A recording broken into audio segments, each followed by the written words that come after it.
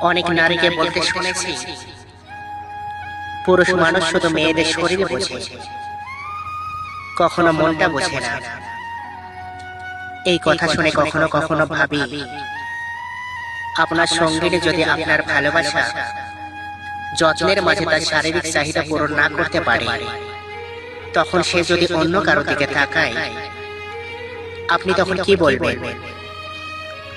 অভিযোগটা সবার আগে আপনি করবেন, তাই না?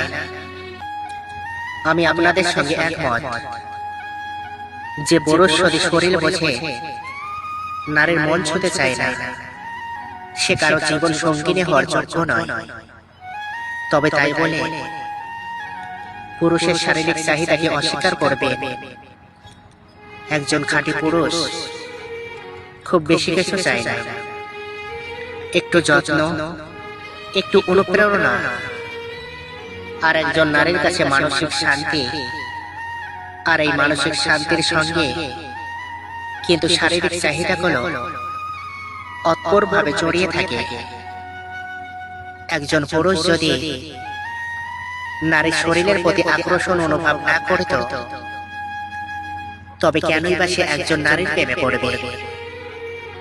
নারীর শরীরের আর মনে আলাদা কোনো ঠিকানা নেই। একটাকে বুঝলে আর একটাকে অনুভব করতে হয়।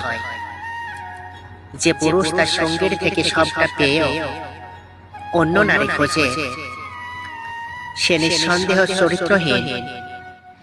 কিন্তু যে পুরুষ তার চাওয়া পাওয়াগুলো নিজের সঙ্গিনীর কাছে রাখতে চায়, আর সেই চাওয়া পাওয়াগুলো যদি অপূর্ণতা থেকে যায়, তবে আপনি কি বলবেন? নারীর মন বোঝা সহজ নয়। তবে মন বোঝার পরেও যদি সেই নারী শুধু পুরুষের দোষ দিয়ে যায়,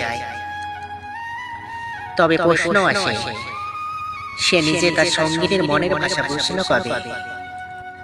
সব পুরুষ যদি নারীর শরীরের প্রতি লোভী হতো, তবে মা বোনেরা কি নিরাপদে ঘরে থাকতে পারত? কখনোই পারত না।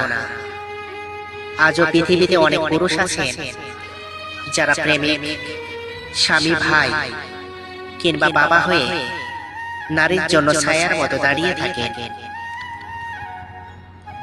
তারা কেবল শরীর বোঝে না, বোঝে দায়িত্ব, বুঝেন ভালোবাসা। সব পুরুষ যেমন এক নয়, সব নারীও তেমন এক নয়। সংসার বা সম্পর্ক টিকে রাখতে চাইলে মন আর শরীর দুটোকে গুরুত্ব দিতে হয়। দুটি দিকে বোঝার সৃষ্টি তৈরি হলে মনে শান্তি আসে।